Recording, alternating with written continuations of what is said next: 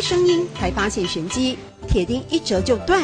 这套老旧的课桌椅骗过了所有人的眼睛，100%来自陶土雕塑。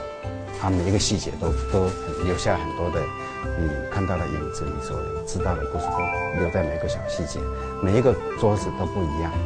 这是写实陶艺，技法忠实呈现所有细节。陶艺家陈景亮用来如实呈现自己的童年，一套桌椅浓缩一段回忆。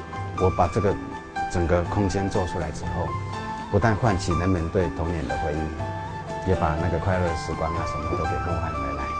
仿佛听得到同学的嬉闹声，陈景亮细细慢慢地把天真岁月一笔一笔刻画在陶土里。你会记得说，这个桌面上你曾经在这边写字听课，打瞌睡吃便当，流口水，然后作弊扣字，所以这是一个很活生生的一个装置属于。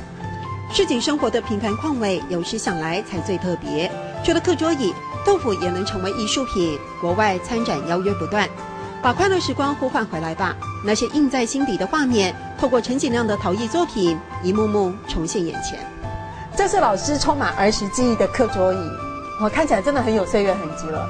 空豆懂 Q 哎，看起来很老旧哦。